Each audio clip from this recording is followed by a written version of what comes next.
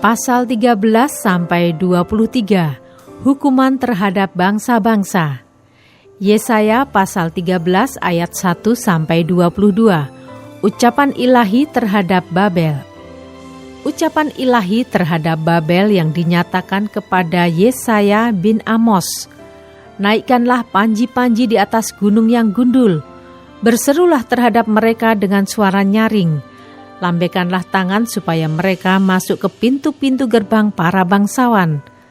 Aku ini telah memerintahkan orang-orang yang kukuduskan, telah memanggil orang-orang perkasaku untuk melaksanakan hukuman murkaku, orang-orangku yang beria-ria dan bangga.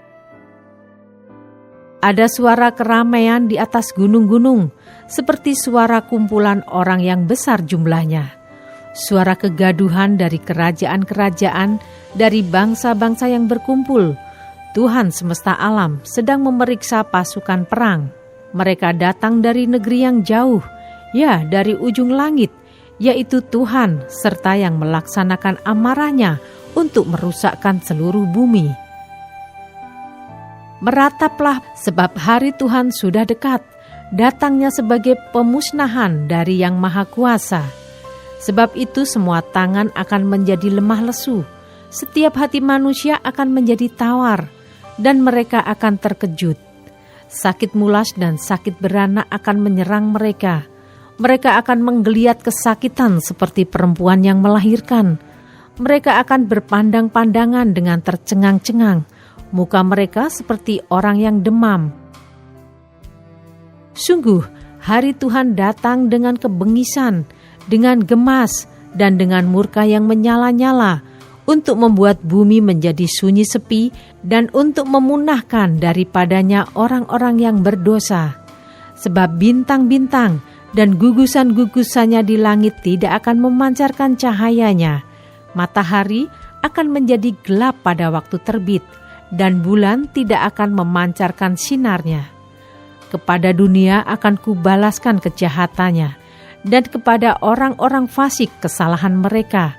Kesombongan orang-orang pemberani akan kuhentikan, dan kecongkakan orang-orang yang gagah akan kupatahkan.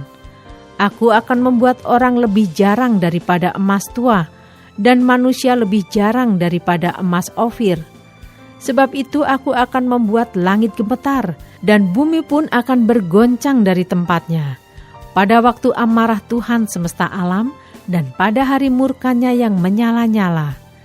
Seperti kijang yang dikejar-kejar dan seperti domba yang tidak digembalakan, demikianlah mereka akan berpaling masing-masing kepada bangsanya dan melarikan diri masing-masing ke negerinya.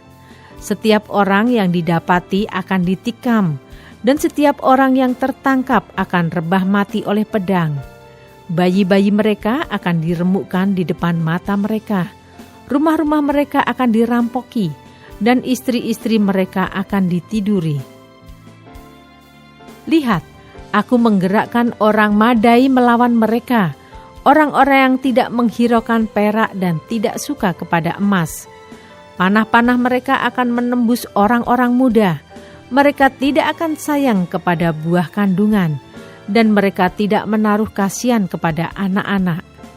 Dan Babel yang permai di antara kerajaan-kerajaan, perhiasan orang Kasdim yang megah, akan sama seperti Sodom dan Gomora pada waktu Allah menunggang balikannya.